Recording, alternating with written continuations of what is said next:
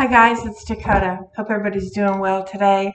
Um, Today I wanted to talk to you about this new deck that I got, Season of the Witch, Samhain Oracle, and how it came to be in my possession. So I have the most beautiful, lovely soul sister I've known for years, and she is of generous heart, very loving, very sweet, wonderful person. And she had posted on Facebook a couple weeks ago this deck and said, "Look at my new deck." And she had tagged me and said, "What do you think? I thought you might like this." And I said, "Oh, wow, it's beautiful. I loved it." She had, of course, taken some pictures of the cards as well. And I don't know, maybe a week went by or something, and she sent me a text and said, "Hey, check your mailbox at work. You might have a little surprise in there or something." So I checked the mailbox, and sure enough, there was a little package in there, and I opened it up, and she had sent me a deck. I was amazed. I was just so surprised. And she's always doing the most generous, kind, loving things. She sends cards. Which who does that anymore, right? I mean, it's such a delight to get that. And she's really inspired me, as has one of my other dear friends, who actually is a past student of mine, sent a card in the mail for Samhain. And I just want to let you know that feels so good. And with the internet and all our emails and the social media and stuff, we sort of get out of doing that. And you really sort of forget how that feels until you get something personal like that in the mail. And it just feels really good. So I'm sort of inspired, and I think that I might actually start sending little notes and little cards and things. And I have a few of my soul sisters. We sort of kind of every once in a blue moon, when we see something that we think the other would like or reminds us of the other or whatever, we do send. And it's just really special to receive those things. It just makes you feel good. So, and we can all use a feel good right now. So I got this in the mail, and I sent her a message right away, and I said, "Oh my gosh, thank you so much. I absolutely love this. I can't wait to get home tonight to open it and check it out. And I think I'm going to do a video, like an unveiling, and share this with my channel." However, that was sort of a fib because I couldn't wait until that night to open it. So I actually opened it at the store. I did. But I did look at every single card. I didn't read every single card. I just, looked through every single card, and I just flipped the pages through the book, and then I put it away because it was very special and I wanted to do it here on the channel. So this is the deck, Seasons of the Witch, Samhain Oracle, illustrated by, I don't know, Giada Rose, I think is how you pronounce that. And it is written by Lorianne Anderson and Juliet Diaz, I believe. And there's the back. The box that it comes in is extremely high quality. It is so unflimsy. It's very, very nice, sturdy box, and very thick. The inside of the cover has this nice little moon in it, and you can see right here the thickness of the box. I mean, I'm pushing it. It's very, very solid. It's a nice box that it comes in. So if you wanted to keep your cards in the box, they would be very safe in here because it just does not move. It's very solid. So then and by the way, let me just say real quick, I forgot to mention this. As I'm looking at my camera, I can see that this is backwards to me. As I'm looking at it, this looks backwards. So I hope when I upload the video that it reverses itself and so that it's not backwards for you to see. I don't know. I'll have to see. And it will be unfortunate if it doesn't reverse itself because I want to do a 3-card pull and just read those 3 cards and hopefully to see, maybe it resonates with somebody. Maybe it'll give you some inspiration or it'll help you with where you're at right now. We'll just see. I personally have not worked with the cards and haven't read them, sat down to read them. And I do not read Oracle intuitively. It is I do not resonate with the cards in that respect.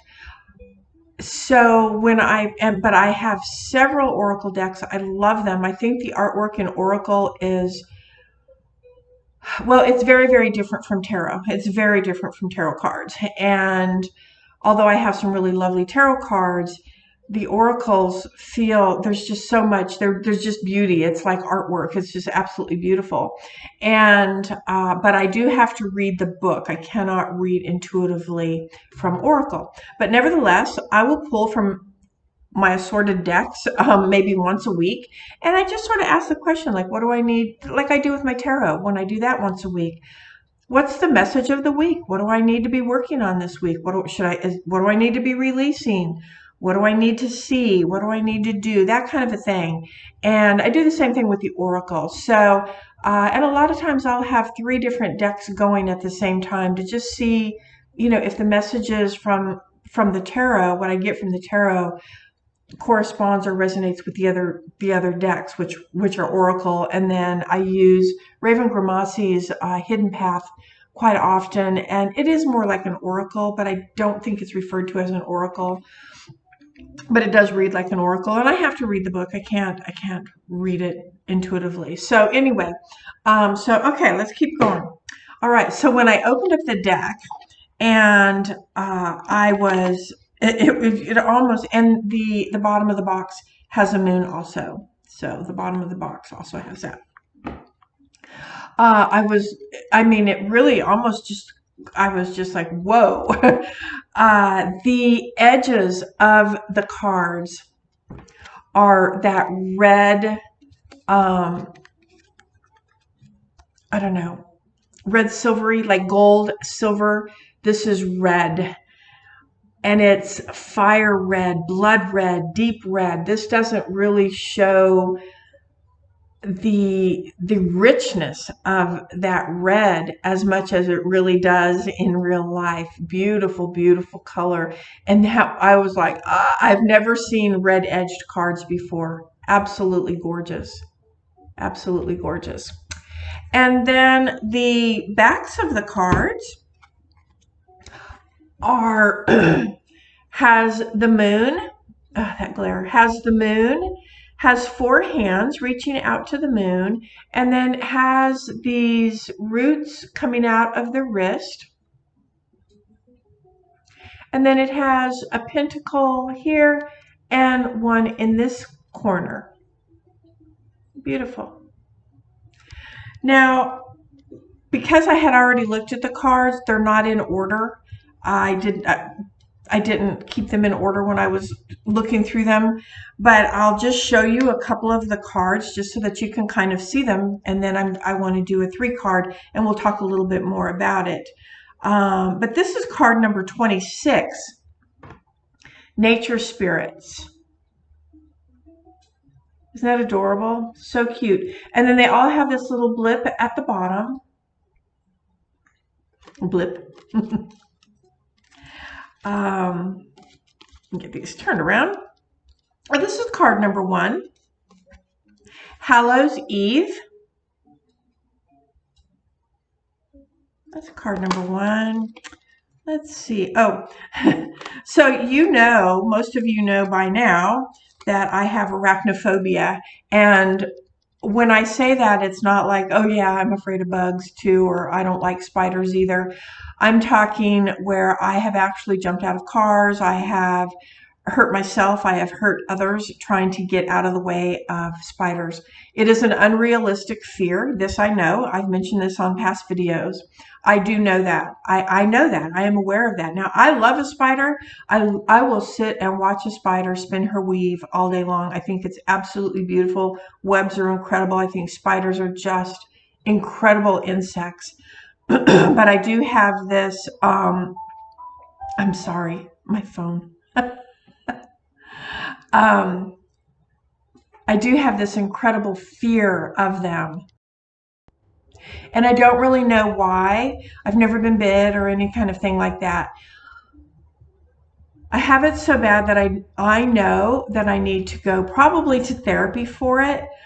But the irrational fear is so bad that I'm afraid to go because I'm afraid that part of the treatment will be to handle a spider, and that fear just is incredible to me. I can't. I can't. But anyway, this is one of the cards, spider. But isn't that beautiful? And I mean, I have a little spider pin that I wear that has a little web on it. You know, spiders at Halloween, if you're decorating for Halloween, all of that. But yeah, spider. What a wild web we weave, dear child, a delicious mystery untamed. Yeah, I know, it's really crazy. And I know there's people that think, you know, oh yeah, I'm really afraid of them too. But you know when you get to the point of you will hurt, you know, I mean, I don't mean to hurt people, but I will run you over to get away from the spider. I have pulled my car over when there's been a spider in the car. I have pulled my car over and jumped out of the car and wait for somebody to come because I can't get it myself. I'm so scared. It's terrible. This would be the perfect card for that, by the way. This is called Greet the Darkness. And I'm pretty sure I just, in reading the bottom, which I'll read to you right now, pretty sure this is shadow work right here. Let me turn this light on so I can see a little bit better. Yeah, like the Blair Witch. Here where the spine bends and the mouth quivers, breathes the hidden, the pieces that make you whole deep with all of their sharp edges. So maybe, you know, in a past life I was afraid I got eaten by a spider or something. I don't know. But I do know that I don't do well with spiders at all. So anyway, this is a beautiful card. I'll show you this one, and then I'm gonna put you on pause, and I'm gonna get set up, and I'll do a 3-card spread. I will read from the book because I cannot read intuitively, and we'll see if that speaks with you. And it'll be the first time that I've ever actually used the cards, so I'm kind of excited to share that with you. This is a beautiful card. It's called Rebirth. Isn't that pretty? Rebirth. And it says, there's death in all that awakens, for it isn't blissful nor painless. It's a mighty rising, O flame resurrected. Whoa, that is powerful, very powerful. All right, I'm going to put you on pause. I'm going to give these cards a good shuffle, and then I will be right back, and we'll see what happens with them. Okay,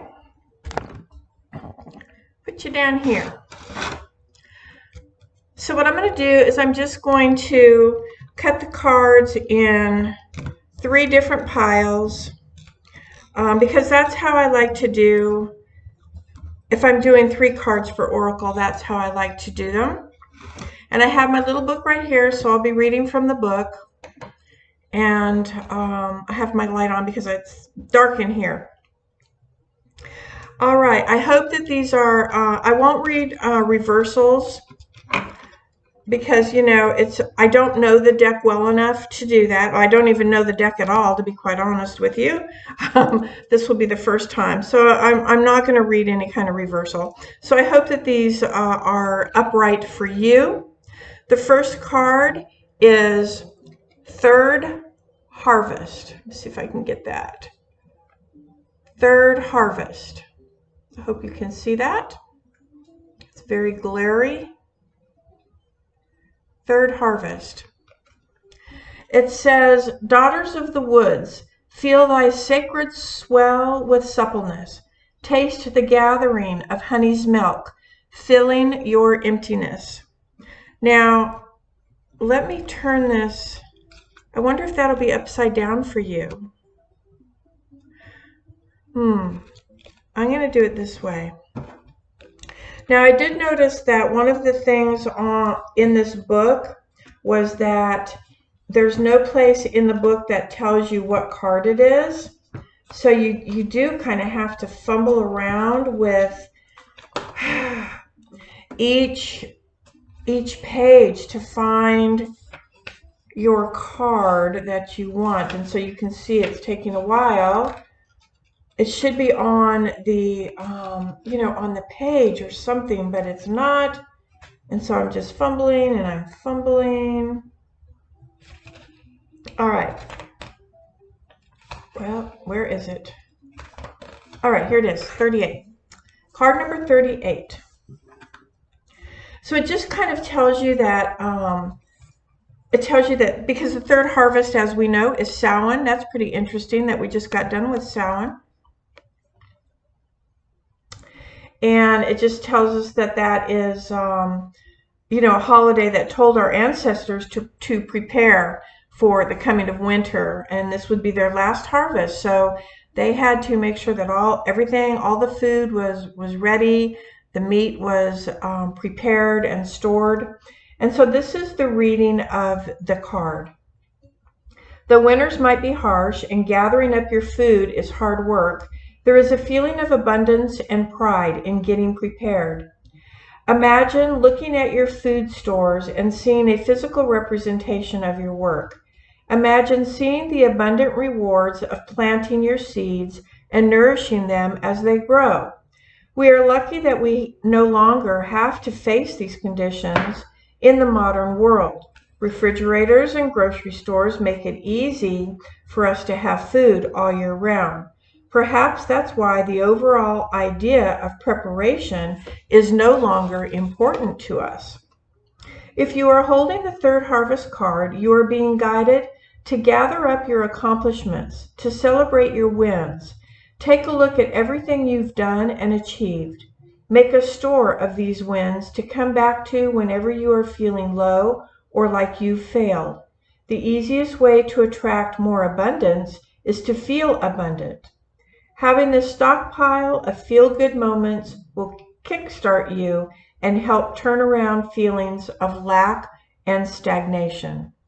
Okay? So that's card number 1. I'm going to put that one just like that. So when I do the video, when I play it back or when I upload it, I'll see. And then that way I'll know. If that one's upside down, I'll be like, oh, okay. Okay, the next card is apples. Apples. That is card number 4. To taste, one must swallow. Oh, I'm sorry.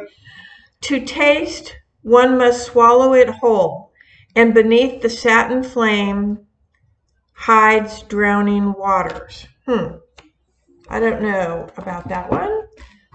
All right, card number 4. See what I mean? This is really quite awkward, to be quite honest with you. I would say that that is not the best, having to search through the book for the card. Okay, this just tells us that we know the story of Snow White, who takes the apple from her stepmother, who pretends to be a sweet old crone. So there are rotten people in the world who will take advantage of those who trust without pause. They come bearing gifts to gain your trust. Their faces are in all shapes, sizes, and colors. These people always get their due one way or another. When an apple appears in your spread, it is a warning to pause before making any decisions about someone or a situation. You do not have all of the facts yet. and there could be danger for you now. Betrayal and deception are likely, so be vigilant. You must tread carefully until everything comes to light. This is especially true for you if you have also pulled the seduction card, which we have not, I don't think. Someone may be taking advantage of you or setting you up for failure. So that is card number 2. And card number 3. Ha ha ha ha ha. The spider. Oh, that is pretty funny. That is pretty funny. And I'm going to tell you this. This card and this card, don't get caught up in the web. Don't get caught up in the web of lies, in the web of betrayals. Prepare, look, I'm telling you, prepare yourself for betrayals.